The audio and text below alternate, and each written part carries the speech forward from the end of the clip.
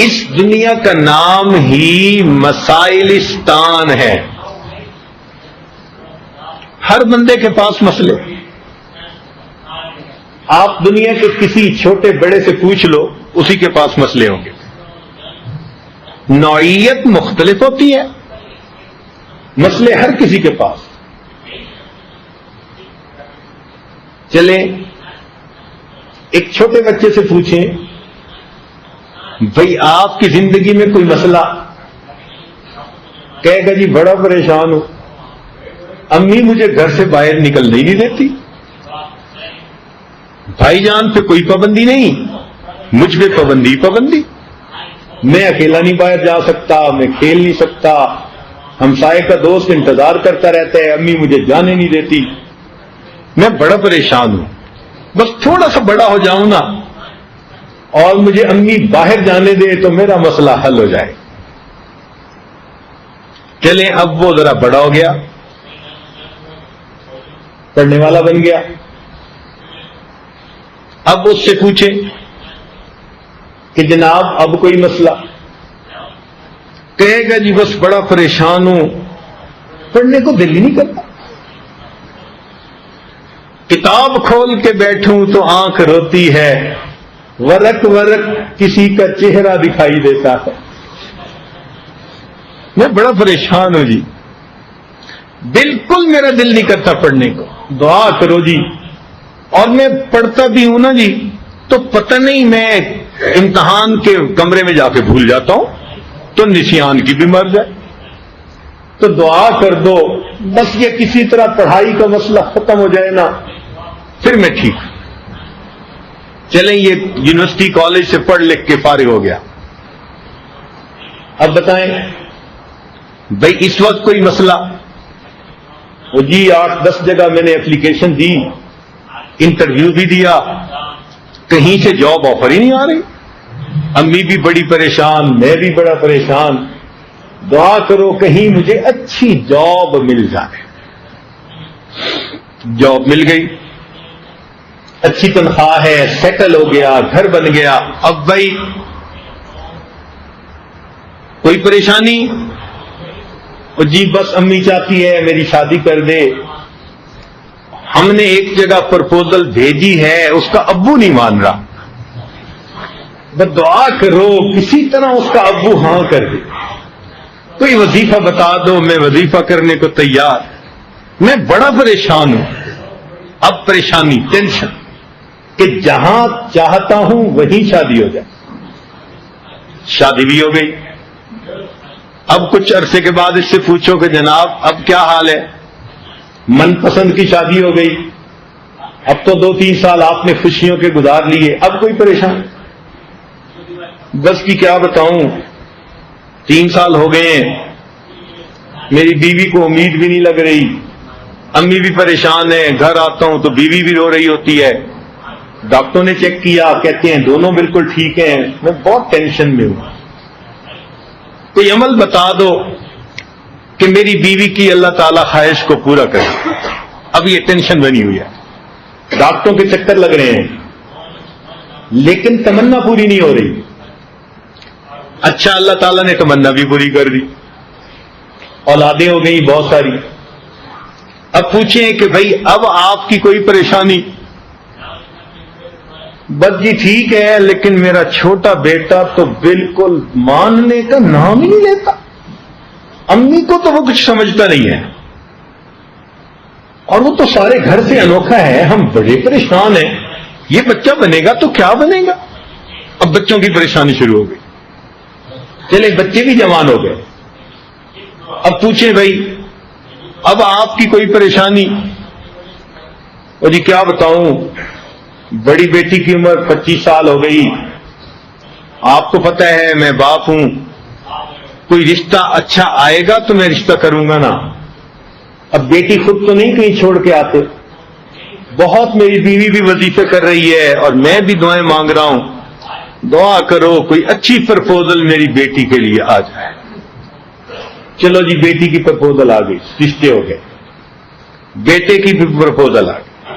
اب پوچھو بھائی اب آپ خوش ہیں؟ اب تو بچوں کی شادیاں کر بیٹھے، مجھے کیا بتائیں، بیٹی کی شادی خالہ کے گھر کی تھی، ہمیں کیا پتا تھا، اس نے تو بچی کو جیل کی طرح رکھا ہے، بیچاری فریج کا دروازہ ہی نہیں کھول سکتی اجازت کے بغیر۔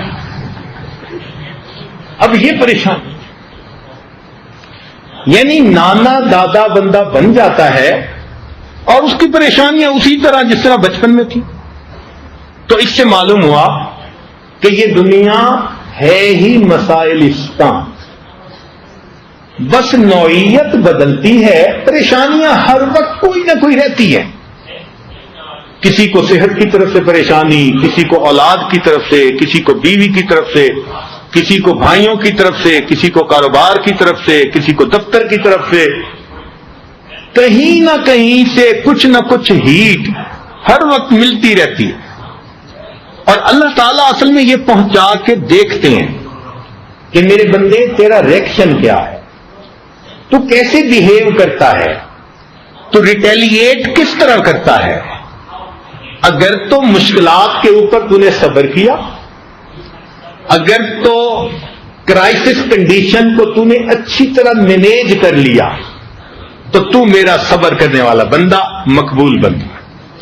اور اگر میں نے تجھے فراخی دے دی، کاروبار چلا دیا، ملٹائی ملینر بنا دیا، اور تو نے اپنے مال کے باوجود گناہ کی طرف قدم نہیں اٹھایا، اپنے آپ کو گناہ سے بچائے رکھا، تو میرے بندے تو میرا شکر گزار بندہ، اس حالت میں بھی کامیاب، اس حالت میں بھی کامیاب۔ اب یہ امتحان انسان کا ہوتا رہتا ہے۔ تو عام طور پر دیکھا گیا کہ خوشی کی کنڈیشن میں، نعمتیں ملنے میں تو چلو کوئی الحمدللہ نکل ہی جاتا ہوگا زبان سے، ورنہ تو کئی دفعہ دیکھا وہ بھی نہیں نکلتا۔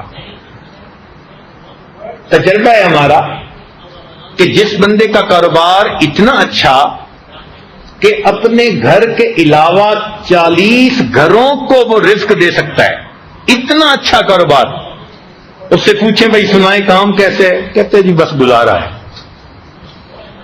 کتنی عجیب بات ہے، یعنی اللہ تعالی کی تعریف کرتے ہماری زبان چھوٹی ہوتی ہے۔ حق تو یہ تھا کہ وہ پوچھتا تو ہماری آنکھوں سے آنسو آتے، ہم رو کے کہتے میرے مالک کا مجھ پر احسان، اس نے میری اوقات سے بڑھ کر مجھے عطا فرمایا، میں اللہ پہ قربان جاؤں، اس نے تو مجھ پر بے انتہا نعمتوں کی بارش کی ہوئی۔ مگر ہم اللہ تعالیٰ کی نعمتوں کا شکریہ اس کھلے دل سے ادا نہیں کرتے۔ لیکن مشکل یہ ہے کہ جب تھوڑا مصیبت آ جاتی ہے، پریشانی آتی ہے، انوانٹیڈ قسم کے سرکمسٹانسز بن جاتے ہیں، اس وقت ہم بہت جلدی مایوس ہو جاتے ہیں، شکوے شروع کر دیتے ہیں۔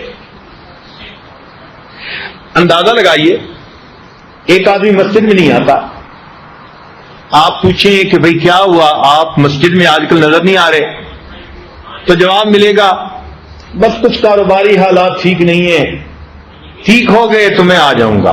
کیا مطلب کہ کاروبار میں خرابی آئی تو سب سے پہلے جو دروازہ چھوٹا وہ پروردگار کا دروازہ تھا، اپنا گھر نہیں چھوڑا کہ وہاں نہ جائے، دوسرے دوستوں کا گھر بھی نہ چھوڑا، رشتہ داروں کا بھی نہیں چھوڑا، سب کے یہاں جاتا ہے، خدا کے گھر نہیں آتا۔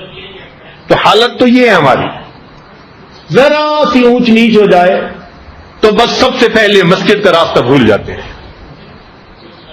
اس لیے آج کے اس عنوان میں ہمیں یہ بات سمجھنے کی ضرورت ہے کہ حالات ہر طرح کے آئیں گے، ہمیں مشکل حالات میں صبر کرنا ہے اور اچھے حالات میں اپنے رب کا شکر ادا کرنا ہے۔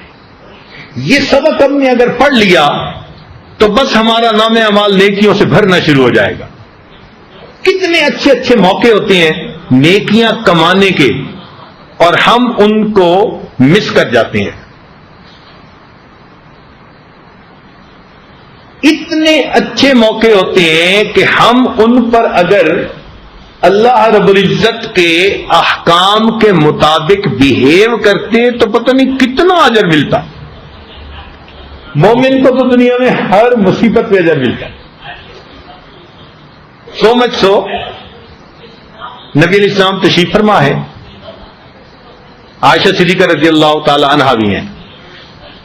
چراغ جل رہا تھا, ہوا کا جھونکا آیا, چراغ بجھ گیا. نبی علیہ السلام نے فرمایا انا للہ و انا الیہ راجعون. عائشہ صدیقہ رضی اللہ عنہا بڑی حیران, اے اللہ کے پیارے محبوب صلی اللہ علیہ وسلم, یہ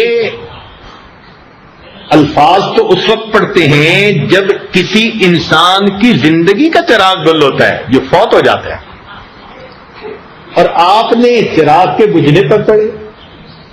نبی علیہ الصلوۃ والسلام نے بتلایا کہ عائشہ, مومن کو دنیا میں جو کوئی بھی تکلیف, مصیبت, غم ملتا ہے, چھوٹا یا بڑا, اگر اس کے اوپر وہ یہ الفاظ پڑھ دے, اللہ اس پر بھی اس کو اجر عطا فرما دیتے ہیں.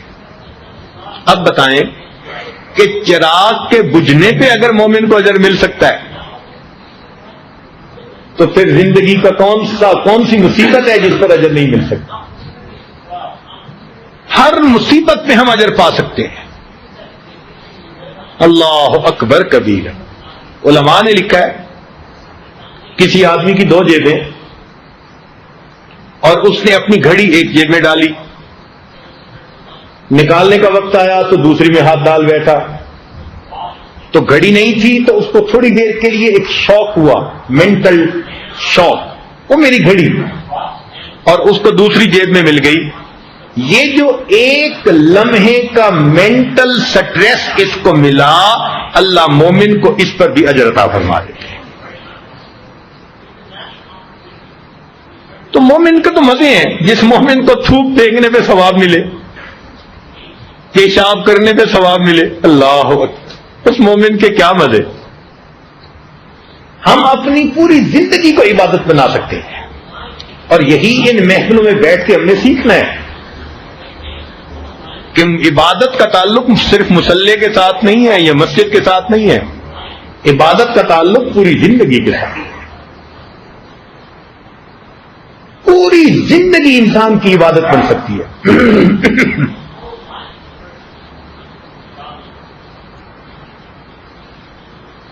اچھا, یہاں ذہن میں ایک سوال پیدا ہوتا ہے کہ جب اللہ رب العزت بندوں پر اتنے رحیم ہیں, کریم ہیں کہ ان اللہ بالناس لرؤوف الرحیم, تو اللہ تعالیٰ غم اور پریشانیاں بھیجتے ہی کیوں ہیں؟ سب کا رزق وسیع کر دیتے, سب کو صحت دے دیتے, سب کی مرادیں پوری کر دیتے. تو علماء نے لکھا کہ اگر سب کی منشا ادھر پوری ہو جاتی تو پھر امتحان گاہ کیا ہوتی؟ امتحان گاہ تو کہتے ہی اس کو ہیں کہ بندے کی کچھ ایکسپیکٹیشن پوری نہیں ہوتی. کہیں بن مانگے مل جاتے ہیں, کہیں مانگے سے بھی نہیں ملتا. یہی اللہ تعالیٰ کی طرف سے امتحان ہے. وہ جگہ جہاں مومن کی ہر خواہش پوری ہوگی اس کا نام جنت ہے, اور ابھی جنت میں تو نہیں پہنچے.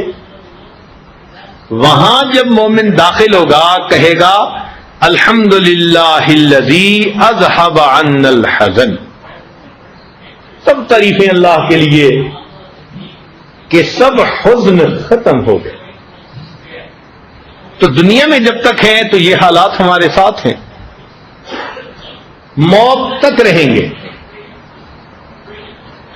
ہاں البتہ ایک پوائنٹ ذہن میں رکھیں کہ کئی مرتبہ انسان مشکل کے اوپر صبر کی بجائے بے صبری کر لیتا ہے تو بہت بڑے اجر سے اپنے آپ کو محروم کر لیتا ہے. یہ صبر کا لفظ قرآن مجید میں 99 مرتبہ استعمال ہوا. اس کا لفظی مطلب ہوتا ہے اپنے آپ کو روکنا, تھام لینا. مثال کے طور پہ کوئی مصیبت آئی، اب زبان سے کچھ الفاظ شکوے کے نکلنا چاہتے ہیں، مگر یہ بندہ اپنے آپ کو تھام لیتا ہے، روک لیتا ہے. اس تھامنے اور روکنے کا نام صبر ہے. اور اگر انسان کے جسم میں اعضاء میں فرسٹریشن ہو اور زبان سے شکوے کے الفاظ نکلیں تو اس کیفیت کو بے صبری کہتے ہیں.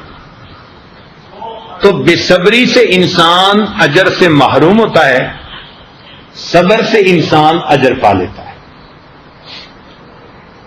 اور کئی مرتبہ یہ ذہن میں رکھنا کہ زحمت کی شکل میں رحمت پوشیدہ ہوتی ہے. زحمت کی شکل میں رحمت پوشیدہ ہوتی ہے. ظاہری طور پر وہ زحمت نظر آتی ہے، حقیقت میں اللہ تعالی کی طرف سے رحمت ہوتی ہے. اب اس کی مثال، آپ گھر میں بیٹھے کمرے میں کام کر رہے ہیں، آپ کو اپنے اکلوتے بیٹے کے رونے کی آواز آتی ہے، روئے جا رہا ہے روئے جا رہا ہے. آپ اپنی بہن سے پوچھتے ہیں کہ بچہ کیوں رو رہا ہے؟ وہ کہتی ہے کہ ساتھ والے کمرے میں. تو پوچھتے ہیں کہ اس کی امی اس کو اٹینڈ کیوں نہیں کرتی؟ وہ کہے جی کہ امی ہی تو اٹینڈ کر رہی ہے اور اس کو رلا رہی ہے. تو آپ حیران ہوتے ہیں یہ کیسی ماں ہے، اتنے پیارے بیٹے کو یہ رلا رہی ہے، چپ بھی نہیں کرواتی. تو آپ کو ظاہر میں زحمت بچے میں نظر آتی ہے، مگر ماں بچے کے لیے رحمت ہے، زحمت تو نہیں ہوتی. اب آپ کو بتایا جائے کہ جی بچے نے پوٹی کر دی تھی، نجاست اس کے جسم پہ لگ گئی تھی، اب اس کی ماں اس کو گرم پانی اور صابن سے نہلا رہی ہے. تو جب آپ یہ الفاظ سنیں گے نا کہ ماں اس کو نجاست سے دھو کے صاف کر رہی ہے، اب آپ کو بات سمجھ میں آئے گی کہ واقعی ماں اپنی شفقت اور محبت کی وجہ سے بچے کے جسم پہ نجاست نہیں دیکھ سکتی. اس کا رلانا بھی بچے کے حق میں رحمت ہی ہے. بالکل اسی طرح کئی مرتبہ ہم گناہوں کے ذریعے اپنے دل کو میلا کر لیتے ہیں، گناہوں کی نجاست ہمارے من میں آ جاتی ہے، اور اللہ تعالیٰ بندوں پر شفیق ہیں، وہ من کی نجاست کو مناسب نہیں دیکھتے، نہیں سمجھتے، تو وہ بندے کے اوپر کچھ حالات بھیج دیتے ہیں. وہ حالات اصل میں کلیننگ پروسیس ہوتا ہے. بندہ ان حالات میں کبھی رو پڑتا ہے، کبھی آہیں بھرتا ہے. یہ جو آنکھوں سے نکلا آنسو ہے یہ اس کے دل کے ظلمت کو دھو دیتا ہے، اور اس طرح یہ غم بندے کے پاک ہونے کا سبب بن جاتا ہے. تو زحمت کی شکل میں رحمت پوشیدہ ہوتی ہے. کئی مرتبہ آپ جاتے ہیں ڈاکٹر کے پاس، ڈاکٹر صاحب میرے یہاں پر دیکھیں کیا درد ہے. اب وہ دیکھتا ہے تو ایک پھوڑا بن گیا. وہ کہتے ہیں جناب آپریٹ کرنا پڑے گا، آپ کو ہاسپٹل میں 1 ہفتہ رہنا پڑے گا، اتنا خرچہ آئے گا. میرے پاس مگر ٹائم نہیں ہے. آپ منت کرتے ہیں پلیز ٹائم دے دیں. وہ کہے گا میں بڑا بزی. آپ کہتے ہیں جی پلیز، بلکہ سفارشیں کرواتے ہیں کہ جی ٹائم دے دیں تاکہ جلدی میرا آپریشن کر دیں. آپ حقیقت میں منت کر رہے ہیں، سفارش کر رہے ہیں کہ جناب جلدی میرے جسم پہ چھری چلائیں، جلدی میرے اندر سے خون نکالیں. اب ظاہر میں تو آپ اسی کے لیے کہہ رہے ہیں نا، زحمت ہے دیکھنے میں، لیکن آپ اس کو اپنے لیے رحمت سمجھ رہے ہیں. چنانچہ سرجن آپ کے جسم کو چیرتا ہے، اندر سے کیا گند بلا نکال کے کاٹ کے صاف کر کے ٹانکے لگا دیتا ہے، اور جب آپ شفا پا لیتے ہیں تو آپ اسی ڈاکٹر کو شکریہ کے پھول بھیج رہے ہوتے ہیں. تو بالکل اسی طرح اللہ رب العزت کی طرف سے بھی بعض اوقات رحمت کے حالات آتے ہیں، مگر وہ زحمت کی شکل میں بندے کے لیے رحمت ہوتے ہیں. تو گھبرانے کی ضرورت نہیں ہوتی. بلکہ اس میں اللہ تعالیٰ کے اور قریب ہونے کی ضرورت ہوتی ہے، اور زیادہ شکر ادا کرنے کی ضرورت ہوتی ہے۔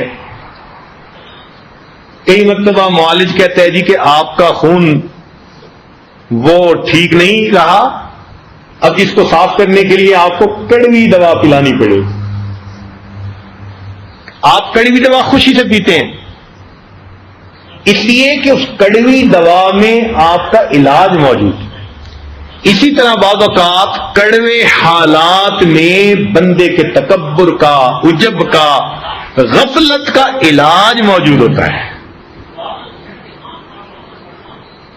یاد رکھیں، خوشیاں سلاتی ہیں اور غم جگاتے ہیں۔ خوشیاں سلاتی ہیں اور غم جگاتے ہیں۔ تو جب ہم کبھی غافل ہوتے ہیں تو اللہ تعالیٰ غم بھیج دیتے ہیں۔ بلکہ ہمارے مقابر نے لکھا کہ خوشی کے حالات میں بندے کی اتنی ترقی جلدی نہیں ہوتی جتنا غم کے حالات میں ترقی ہوتی ہے۔ غم میں ترقی بہت تیز ہوتی ہے۔ ایک عجیب واقعہ، ایک نیک بزرگ تھے بڑے میاں، بیوی بھی بہت زیادہ نیک تھی۔ ایک دن اس نے کہا کہ جی میں بہت درود شریف پڑھتی ہوں لیکن مجھے کبھی نبی علیہ الصلوۃ والسلام کی زیارت نصیب نہیں ہوئی، آپ مجھے کوئی عمل بتائیں میں وہ کرتی ہوں تاکہ زیارت میں نصیب ہو جائے۔ انہوں نے کہا عمل تو میں بتاؤں گا، کرنا پڑے گا۔ بیوی نے کہا بتائیں۔ کہنے لگے کل جمعہ کا دن ہے، نہا دھو کے دلہن والے کپڑے پہن کے تیار ہو کے بیٹھ جانا۔ وہ بھلی بندی، اس نے خاوند کی بات پہ عمل کیا، نہا دھو کے اور خوب اچھے دلہن والے کپڑے پہن کے میک اپ کر کے وہ دلہن بن کے بیٹھ گئی۔ اب یہ بڑے میاں اس کے بھائی کے گھر چلے گئے اور بھائی کو کہا کہ دیکھو اپنی بہن کا حال، عمر دیکھو اور حال دیکھو، کہ دیکھنے کو منہ میں دانت نہیں، پیٹ میں ہاتھ نہیں، اور دلہن بن کے بیٹھی ہوئی ہے۔ بھائی کو بڑا غصہ آیا، وہ ان کے ساتھ آیا۔ جب اس نے بہن کو دیکھا واقعی وہ تو دلہن کی طرح سجی بیٹھی تھی، تو بھائی نے تو بہن کو ٹکا کے ڈانٹا، شرم نہیں آتی تمہیں، حیا نہیں آتی، یہ تمہاری عمر ہے، یہ تمہارے چلن ہے، یہ تمہارا حال ہے۔ اتنی کڑوی کسیلی اس نے سنائی کہ یہ بیچاری تو رو رو رو کے ہلکان ہو گئی، حتیٰ کہ روتے روتے آنکھ لگ گئی۔ اللہ کی شان کہ جب نیند آئی تو خواب میں نبی علیہ السلام کی زیارت نصیب ہو گئی۔ خیر خوشی بھی ہوئی اور اس کو پریشانی بھی۔ اپنے خاوند کو بتایا کہ مجھے زیارت تو ہو گئی مگر یہ سمجھ میں نہیں آتی کہ مجھے آپ ہی نے تو کہا تھا کہ دلہن بنو اور آپ ہی نے میرے بھائی کو جا کے بتا دیا، یہ کیا معاملہ؟ تو وہ کہنے لگے کہ اللہ کی بندی، میں نے تمہیں گھر میں اتنے پیار محبت سے رکھا، کبھی تمہارے دل پہ کوئی غم پریشانی نہیں آنے دی۔ ان خوشی کے حالات میں جتنے مردی ورد وظیفے کرتی یہ نعمت شاید آپ کو نہ ملتی، تو میں نے سوچا کوئی ایسا حیلہ کروں کہ آپ کا دل ٹوٹے، کیونکہ اللہ تعالیٰ انا عند منکسرۃ القلوب، ٹوٹے فرماتے ہیں مجھے ڈھونڈنا ہو تو ٹوٹے دلوں میں مجھے ڈھونڈو، میں ٹوٹے دلوں میں ملتا ہوں۔ تو چھپا چھپا کے نہ رکھ اسے، تیرا آئینہ ہے وہ آئینہ کہ شکستہ ہو تو عزیز تر ہے نگاہ آئینہ ساز میں۔ جب دل ٹوٹتا ہے اللہ کو پیار آتا ہے بندے کو۔ تو فرمایا کہ بھائی نے ڈانٹا، تمہارا دل ٹوٹا، اللہ نے تمہاری مراد کو پورا کر دیا۔ تو یہ پریشانیاں آتی ہیں کئی مرتبہ۔ ہاں ایک بات یہاں سمجھنے والی ہے کہ جب بڑے اجر ملنے کی توقع ہو تو پھر انسان کے لیے بڑی سے بڑی مصیبت بھی جھیلنی آسان ہوتی ہے. اس کی مثال سنیے. سخت سردی کا موسم ہے، چلڈ ایئر تیز رفتار سے چل رہی ہے، بندے کے سینے سے پار ہوئی جاتی ہے، باہر کھڑا نہیں کوئی ہو سکتا. ایک آدمی اس وقت بھی جاگ رہا ہے، آنکھیں نیند سے بوجھل ہیں، ٹھنڈی ہوا میں تھپیڑے کھا رہا ہے، لیکن مارکیٹ کا چکر لگا رہا ہے. اس سے اگر کوئی پوچھے کہ بھائی کیا بنا، جا کے گرم رضائی میں لحاف میں سو کیوں نہیں جاتے؟ وہ کہے گا جناب میں ہوں پہرے دار، چوکی دار، میں رات کو جاگ کر پہرا دوں گا تو مہینے کے بعد مجھے اچھی تنخواہ مل جائے. اب اتنی مصیبت کا وقت گزارنا بھی اس بندے کے لیے آسان، کیونکہ اس کو اجر ملنے کی توقع ہوتی ہے. تو جب بڑا اجر ملنے کی توقع ہو تو بندے کے لیے پھر مشکل برداشت کرنی کوئی مشکل نہیں ہوتی، بندہ اسے خوشی سے برداشت کر لیتا ہے. آپ دیکھیں شادی شدہ عورت جو علاج کروا رہی ہے کہ جی میری اولاد ہو جائے، اس کو اچھی طرح پتا ہوتا ہے کہ جب مجھے امید لگ گئی تو 9 مہینے تو مجھے بیماروں کی طرح گزارنے پڑیں گے، نہ کھانا اچھا لگے گا، نہ کوئی کام کر سکوں گی، کئی دفعہ بلڈ پریشر شوٹ کر جاتا ہے. اور 9 مہینے بعض عورتیں تو بالکل مصیبت میں گزارتی ہیں.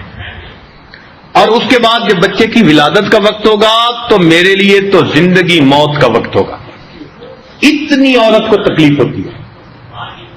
پھر جب بچہ پیدا ہوگا تو میں چند سال کے لیے اس کی 24 گھنٹے کی خادمہ بن جاؤں، نہ اپنی سہولت سے کھا سکوں گی، نہ پی سکوں گی، نہ خاوند کے ساتھ وقت گزار سکوں گی، مجھے سلیپ لیس نائٹس گزارنی پڑیں گی.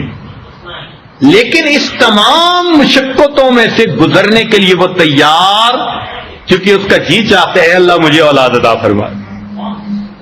تو جب اجر ملنے کی توقع ہو تو پھر مشکلات کو برداشت کرنا آسان ہو جاتا ہے. ہمیں بھی اگر دل میں پکا یقین ہو کہ ہم صبر کریں گے تو اللہ تعالیٰ ہمیں اجر عطا فرمائیں گے تو پھر مشکلات نہیں رہتی. بندہ ان کو بڑی آسانی کے ساتھ جھیل لیتا ہے. بس یہ بات اگر سمجھ میں آ گئی ہماری زندگی آسان ہو جائے گی. کیونکہ آج اکثر ہماری جو پریشانیاں ہیں وہ بے صبری کی وجہ سے بڑھ جاتی ہیں. مثال کے طور پہ ہم آئے، صبح ناشتہ تیار نہیں تھا، میٹنگ پہ جانا تھا. اب ہم تھوڑی دیر کے لیے اپنے غصے کو برداشت نہیں کر سکتے، فوراً بیوی کے بارے میں 2-4 کمنٹس دے دیں گے.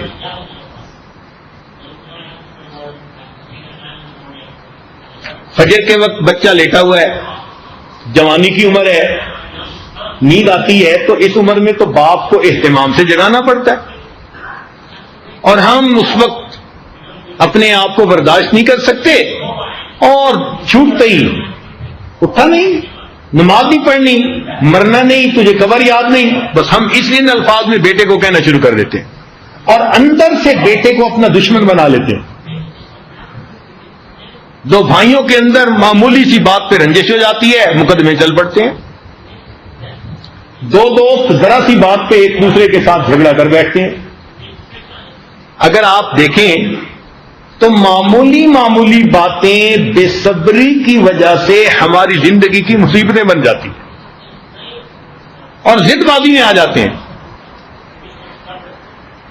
چنانچہ کتابوں میں واقعہ لکھا ہے کہ ایک آدمی فوت ہوا، اس کے 2 بیٹے تھے، تو زمین تقسیم ہوئی تو آدھا مربع اس کو ملا، آدھا اس کو. درمیان میں جو باؤنڈری لائن تھی اس کے اوپر ایک درخت تھا. ایک نے کہا یہ سارا میرا، دوسرے نے کہا نہیں سارا میرا. اب اس پہ جھگڑا ہو گیا، ایک نے مقدمہ کر دیا، دوسرے نے بھی وکیل بنا لیا. اب اور کچھ پیسے تو تھے نہیں، زمین کا ٹکڑا بیچتے، وکیل کو دیتے.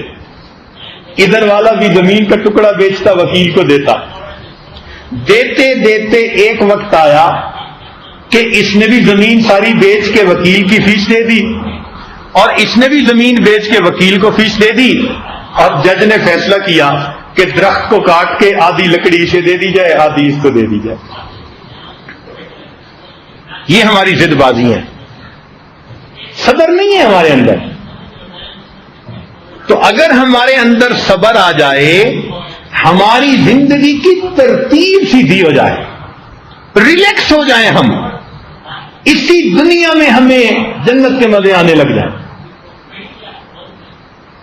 یہ جو ہر وقت ٹینشن, ہر وقت فرسٹریشن, اینگزائٹی, ڈپریشن, یہ ساری بے صبری کی نتیجے ہوتے ہیں.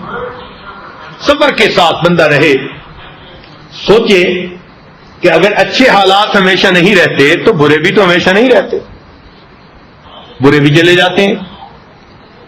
ہم سے تو درخت اچھا, ہم نے سرد علاقوں کے درختوں کو دیکھا کہ جب ونٹر شروع ہوتا ہے نا تو ان کے پتے بھی گر جاتے ہیں, پھل بھی ختم, اور بالکل خشک لکڑی کی طرح وہ یوں کھڑے ہوتے ہیں.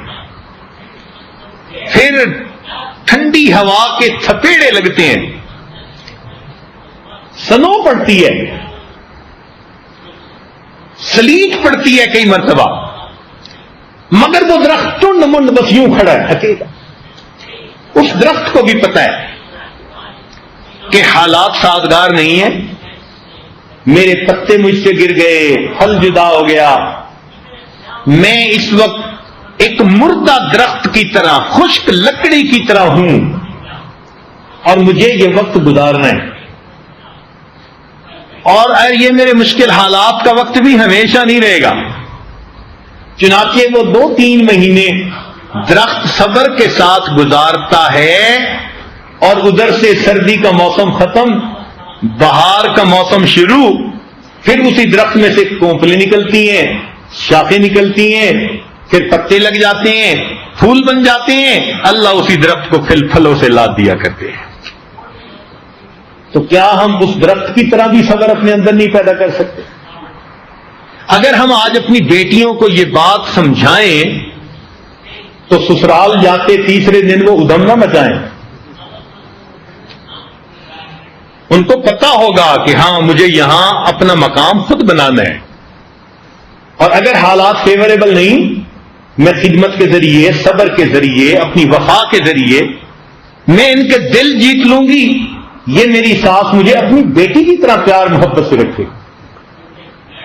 مگر ہوتا کیا ہے کہ ذرا سی کوئی بات ساس نے اچھی نیت کے ساتھ سمجھا دی, بیٹا ایسے نہیں, ایسا کرتے ہیں, تو سوچتی ہے اچھا ابھی سے روک ٹوک شروع ہو گئی, اس کو تو ابھی سے شروع کرنا چاہیے, ابھی سے اس کی ٹیک کیئر کرنی چاہیے. ڈائریکٹ امی کو فون, مشورے ہو رہے ہیں, کنسلٹنٹ بن گئی ماں اس کی. اب ڈے ٹو ڈے ایک جنگ چل رہی ہے, کچھ عرصہ یہ کولڈ وار ہوتی ہے اور کچھ عرصے کے بعد پھر کھلم کھلا جنگ ہوتی ہے. سب بے صبریاں. تو صبر کے مضمون پر ہمیں بار بار کہنے اور سمجھانے کی ضرورت ہے. خوشی کے حالات بھی اللہ تعالی کی طرف سے, اور غم کے حالات بھی اللہ تعالی کی طرف سے. اس لیے حدیث پاک میں آتے ہیں اذا احب اللہ عبدا ابتلاہ, جب اللہ تعالیٰ کسی بندے سے محبت کرتے ہیں اس پر امتحان, آزمائش, ابتلا بھیج دیتے ہیں. فإن صبر اجتباہ, اگر وہ صبر کر لے تو اسے اپنا مجتبی بنا لیتے ہیں. وإن راضی اصطفاہ, اور اگر وہ اس پر راضی ہو اپنے رب سے تو مصطفیٰ بنا دیتے ہیں. تو اللہ والے ان مصیبتوں پر صبر ہی نہیں کرتے بلکہ اپنے اللہ سے خوش ہوتے ہیں. وہ سمجھتے ہیں کہ یہ حالات میرے مالک کی طرف سے مجھ پر بھیجے گئے ہیں, یہ میرے پاس مہمان ہیں اور مہمان کے آنے پر مجھے خوشی کا اظہار کرنا ہے. ایک بزرگ فرماتے تھے, اے دوست, اگر تجھے کھانے کے لیے سڑی ہوئی سبزی ملے اے دوست، اگر تجھے کھانے کے لیے سڑی ہوئی سبزی ملے تو یہ نہ دیکھنا کہ مجھے سبزی ملی، بلکہ اس بات کو سوچ کے خوش ہونا کہ اللہ، جب آپ نے رزق کو تقسیم کیا تھا تو مجھے آپ نے یاد رکھا تھا۔ یہ تھوڑی بات ہے کہ اللہ نے ہمیں یاد رکھا، ہمارے لیے تو یہی بہت بڑا انعام ہے۔ اس کو مت دیکھیں کہ ملا کیا ہے، اس کو دیکھیں کہ میرے مولا نے مجھے یاد رکھا۔ اس لیے ہمارے اکابر غم میں بھی خوش ہوتے تھے اور فرماتے تھے تیرا غم بھی مجھ کو عزیز ہے کہ وہ تیری دی ہوئی چیز ہے۔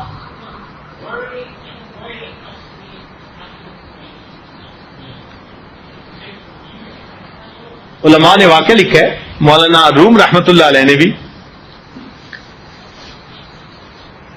کہ سلطان محمود غزنوی کا ایک خادم تھا، غلام تھا، ایاز اس کا نام تھا۔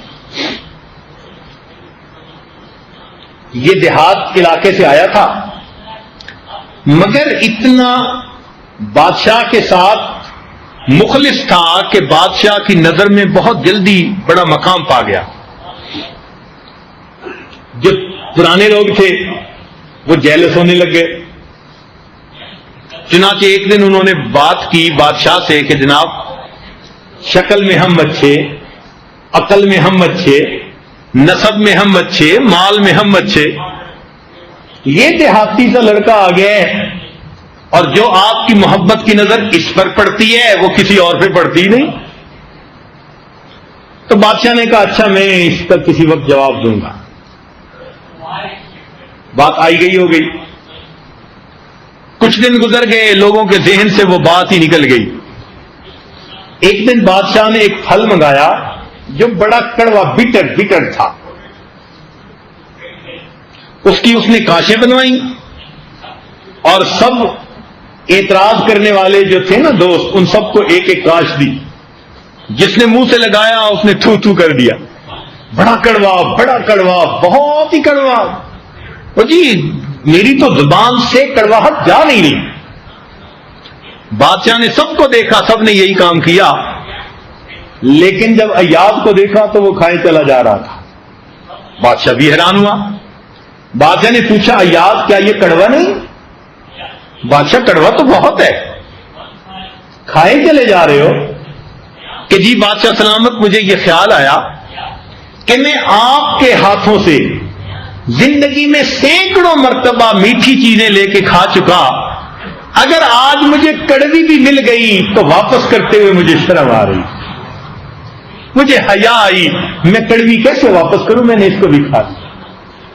تو بھائی جس پروردگار نے عزت دی، صحت دی، اولاد دی، کاروبار دیا، پتہ نہیں کیا کیا نعمتیں ہمیں عطا فرمائی، خوشیوں بھری زندگی دی۔ آپ زندگی کو دیکھیں نا، صحت زیادہ، بیماری تھوڑی، پیٹ بھرے کا وقت زیادہ، فاقے تھوڑے، خوشی کی زندگی کے حصے زیادہ اور غم تھوڑے۔ تو معلوم ہوا کہ جب اتنا عرصہ اس کی نعمتوں پہ پلتے رہے اور خوشیوں بھری زندگی گزارتے پھرے، اگر کبھی کوئی غم کا لمحہ بھی آ جائے تو اپنے رب کا شکوہ کرنا زیب نہیں دیتا۔